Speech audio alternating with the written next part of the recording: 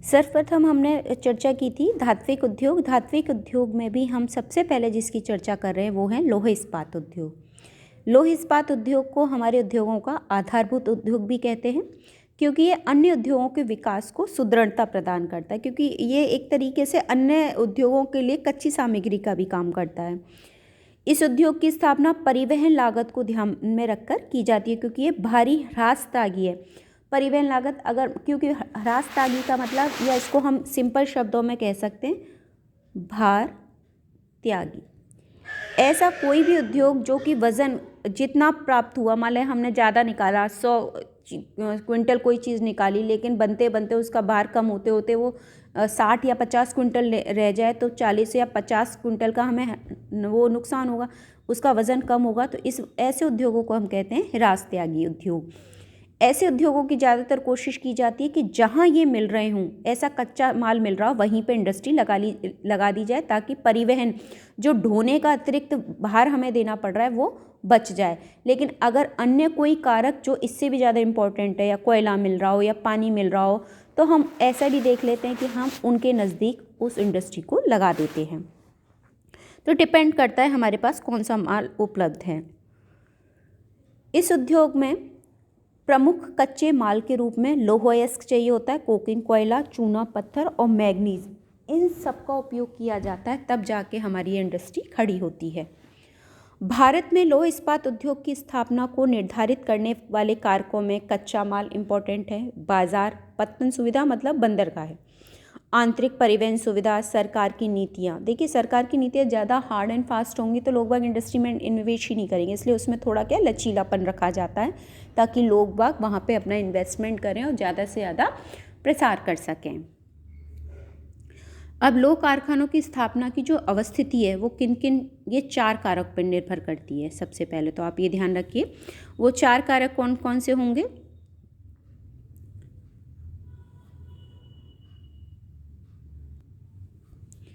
एक तो है कोयला क्षेत्र के समीप, मैंने कहा था ना कच्चे माल जहाँ ज़्यादा मिलेगा वहाँ पे इंडस्ट्री लगा सकते हैं।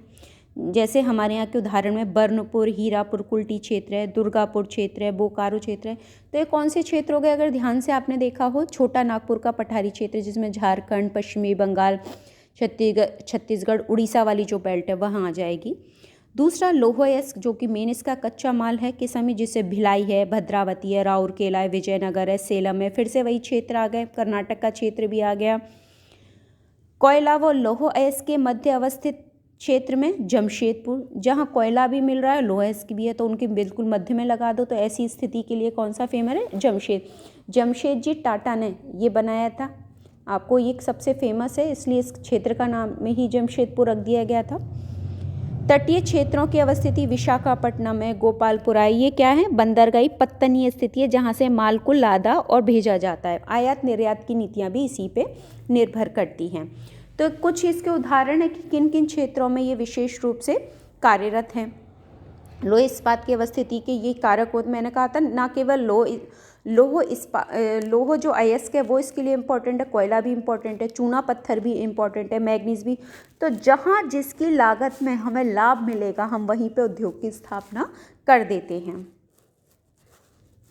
भारत में लौह इस्पात उद्योग का अगर विकास क्रम की चर्चा से हम शुरू करें तो भारत में लौह इस्पात उद्योग का विकास क्रम की शुरुआत हुई थी 1874 से। तो ये आपको ध्यान रखना है, सन बहुत इंपॉर्टेंट है। जैसे आपकी औद्योगिक नीति मैंने 2 बार बताई थी, 6 अप्रैल को बताई थी, और दूसरी जो आई थी वो आई थी 30 अप्रैल को। 1854 और 1856 की जो नीतियाँ थी आपको ध्यान रखनी है। ये जब बनी थी पश्चिमी बंगाल का कुल्टी क्षेत्र, very important, Bengal iron works की स्थापना की गई थी। आगे चलकर बंगाल सरकार द्वारा इसे अधिग्रहण करने के बाद इसका नाम जो रखा गया था बराकर आयरन वर्क रख दिया गया था। अब भारत में इस समय कौन कौन सी इंडस्ट्री कार्यरत है उनके बारे में बात करें। Tata iron and steel company, TISCO, Navratna में आती है, टिस्को, भेल, ये आपने सुने होंगे टिस्को। 1907 में जे.एन. टाटा ने इसकी स्थापना वर्तमान झारखंड राज्य के जमशेदपुर, साकची में की थी। तो कई बार जमशेदपुर की जगह भी पूछ लेते हैं, कौन सी जगह, साकची में। ये कारखाना स्वर्ण रेखा व खरकई नदी के संगम पे, मैंने आपको अपवाह तंत्र जब बताया था भारत का तो स्वर्ण रेखा नदी भी आपको बताई थी। जो कि गंगा नदी की सहायक है, लेकिन वो कहाँ से आके मिलती है, नीचे से ऊपर की ओर, मतलब दक्षिण से ऊपर की ओर जाके मिलती है। टिस्को को लौह अयस्क की प्राप्ति गुरुम, हिसानी, बादाम पहाड़, ओडिशा, नोवामुंडी, सिंहभूमि से। कोयला की प्राप्ति झरिया, पश्चिमी बोकारो से होती है। टिस्को को जहां कोलकाता के रूप में बंदरगाह सुविधा प्राप्त हुई है, वहीं बिहार एवं पूर्वी उत्तर प्रदेश से सस्ते श्रमिक मिल जाने के कारण वहाँ पे ज़्यादा डेवलप हो गया। Indian iron and steel company, इसकी स्थापना हुई थी 1918 में पश्चिमी बंगाल के बर्नपुर, दामोदर नदी के किनारे पे। ज़्यादातर नदियों के किनारे पे, क्योंकि पानी बहुत चाहिए होता है, इसलिए नदियों के किनारे पे आपको मिलेंगी। इसको कोयले प्राप्ति रामगढ़, नूंडी व झरिया की खदानों से तथा लौह अयस्क की प्राप्ति गुआ की खान, सिंहभूमि। ये ध्यान रखना, एक जीके में क्वेश्चन आ चुका है, गुआ की खान सिंहभूमि। सिंहभूमि कहाँ पड़ता है, झारखंड में।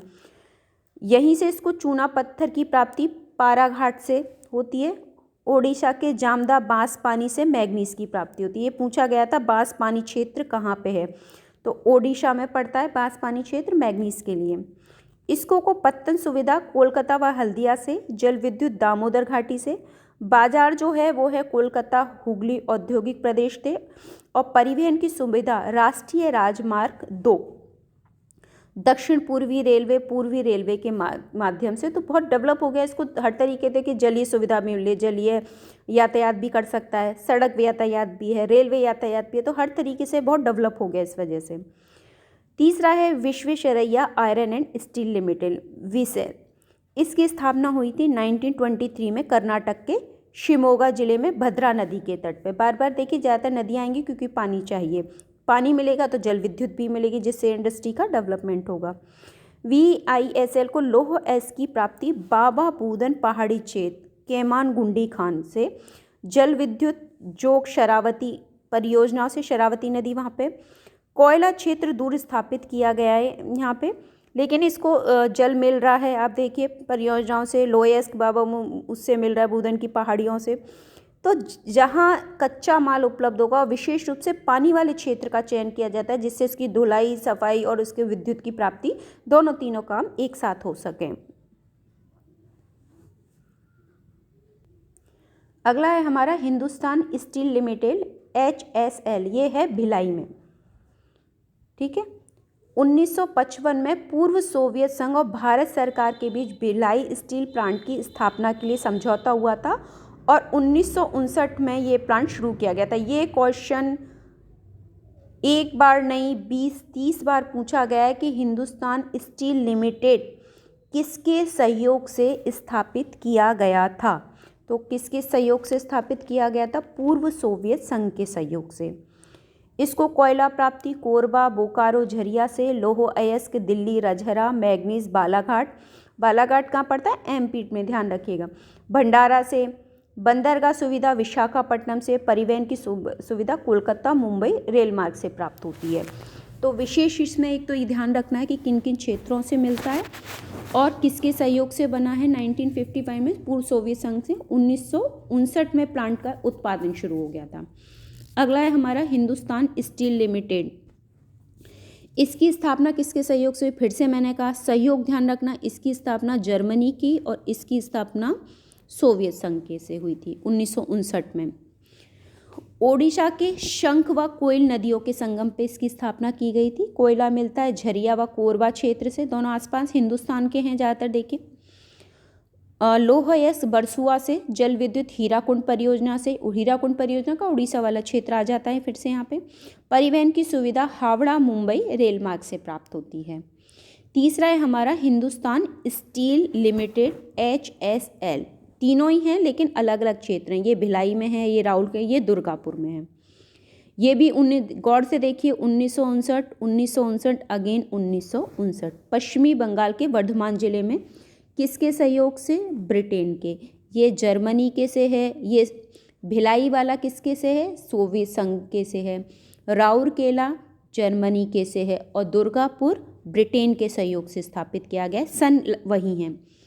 कोयला रानीगंज, झरिया बराकर खान से। लोयस गुआ खान सिंहभूमि झारखंड से। जल विद्युत दामोदर नदी घाटी से और परिवहन सुविधा कोलकाता दिल्ली रेल मार्ग से प्राप्त होती है। बार बार मैं बोल रही हूँ, ये ध्यान रखिएगा किसके सहयोग से की गई है। अगर नहीं हो तो एक अलग जीके का, अगर आप तैयारी, मैं बार बार कहती हूँ जब मैं पढ़ाती हूँ तो जीके के भी आपको स्पेशली मेंशन करती हूँ, तो एक जगह लिख लीजिएगा इंडस्ट्री का नाम, क्षेत्र और सहयोग से और ईयर। तो आप उसमें जैसे आप डालेंगे तो सहयोग से जब आ जाएगा, जैसे भिलाई का आ गया तो आप लिखोगे सोवियत संघ, राउरकेला आएगा तो जर्मनी, और अगर आपका दुर्गापुर आएगा तो आप लिखेंगे ब्रिटेन। ठीक है, ईयर कॉमन है 1959। अगला है बोकारो स्टील प्लांट। इस कारखाने को किसके सहयोग से? सोवियत संघ के सहयोग से 1964 में दामोदर नदी के तट पे, अगेन सोवियत संघ ने 2 जगह अपना इन्वेस्टमेंट किया है, हिंदुस्तान स्टील लिमिटेड के संग 1959 में और 1964 में बोकारो स्टील प्लांट। इसको बोकारो व झरिया से लोयस, किरुबुरु से जल विद्युत, दामोदर घाटी, तो कॉमनली इन सभी क्षेत्र में दामोदर नदी से ही ये फायदा उठा रहे हैं। अगला है विशाखापट्टनम इस्पात संयंत्र केंद्र। तो इसकी ये भी भारत और सोवियत संघ के बीच 1969 में समझौता हुआ था। भारत सरकार ने 1982 में इसकी स्वीकृति प्रदान कर दी थी। इसकी स्थापना विशाखापट्टनम बंदरगाह के पास हुई है और यह भारत का पहला समुद्र तटीय इस्पात कारखाना है। यह आपको ध्यान रखना है, भारत का पहला समुद्र तटीय कारखाना कौन सा है? विशाखापट्टनम इस्पात संयंत्र क्षेत्र। ठीक है, इसको लोह-अयस्क बेलाडिला की खान से प्राप्त होता है। ऊर्जा हेतु ये कोयला दामोदर, ज़्यादातर ये जो क्षेत्र हैं सारे बोकारो, झरिया, या आपको नाम है, ये सब दामोदर घाटी से लेते हैं। अगला है सेलम इस्पात संयंत्र। यह है तमिलनाडु के सेलम लोह-अयस्क उत्पादन शेवराय पहाड़ी से इसको मिलता है। ठीक है, 1982 से स्टेनलेस स्टील निर्माण किया जाता है। नवेली मैंने आपको कहा था भारत का सबसे बड़ा लिग्नाइट संयंत्र है तमिलनाडु में, ये आपको ध्यान रखना। नवेली अगर आ जाए तो कहाँ है? तमिलनाडु में, ये आपको ध्यान रखना, जीके का कई बार क्वेश्चन बना है। विजयनगर स्टील संयंत्र, ये कर्नाटक के बेल्लारी जिले के हॉसपेट क्षेत्र में तुंगभद्रा जलाशय के समीप बना है। लोयस, बाबा बूदन पहाड़ी, चिकमंगलूर, हॉसपेट क्षेत्र जल विद्युत तुंगभद्रा परियोजना से कोयला तेलंगाना के सिगरैनी खान से प्राप्त होता है। तो ये प्राप्ति क्षेत्र हैं और कहाँ कहाँ ये इंडस्ट्री लगी हुई है उसके बारे में हमने चर्चा की है। इस मानचित्र में भारत का जो ये मानचित्र दिया हुआ है इसमें दोनों मेंशन कर दिए हैं एक ही साथ, एल्यूमिनियम और लोह इस्पात, क्योंकि अगला टॉपिक हम एल्यूमिनियम ही लेंगे। इसमें सबसे पहले देखिए, आपको इंडिकेटर ध्यान दीजिए, जो ग्रीन कलर का डॉट है वो तो है आपका एल्यूमिनियम का, और जो स्टार पर्पल कलर का या ब्लू कलर बोल सकते हैं वो आपका दिखा रहा है किसको? आपके लोह इस्पात क्षेत्र को। तो मैंने आपको कुछ क्षेत्र बहुत ही क्लियर पहले ही बता दिए थे, जिसमें आपको बोकारो क्षेत्र बताया था, दुर्गापुर, बर्नपुर और आपके बेलूर वाला, इसके अलावा पारादीप, विशाखापट्टनम जो कहा था मैंने भारत का पहला तटवर्ती लौह इस्पात क्षेत्र है। इसके अलावा सेलम, जहाँ नेवेली मैंने आपको बताया था, नेवेली से वो क्या लेते हैं? लिग्नाइट कोयले की प्राप्ति होती है। इसके अलावा भद्रावती, बेल्लारी, चंद्रपुर, भिलाई, ये हैं आपके यहाँ पे जमशेदपुर मोस्ट इम्पॉर्टेंट, जहाँ से शुरुआत हुई थी। हीराकुंड पर उड़ीसा से फ़ायदा लेते हैं किसका? इसके अलावा दामोदर नदी वाला क्षेत्र यही आ जाता है, तो दामोदर नदी से ये जल विद्युत की प्राप्ति कर लेते हैं। तो इस डायग्राम को भी आप ध्यान रखें और प्रेजेंट जब आप अटेम्प्ट करें क्वेश्चन तो ये भी आपको वहाँ बनाना है। तो ये हो गया हमारा कौन सी इंडस्ट्री? लोह इस्पात इंडस्ट्री।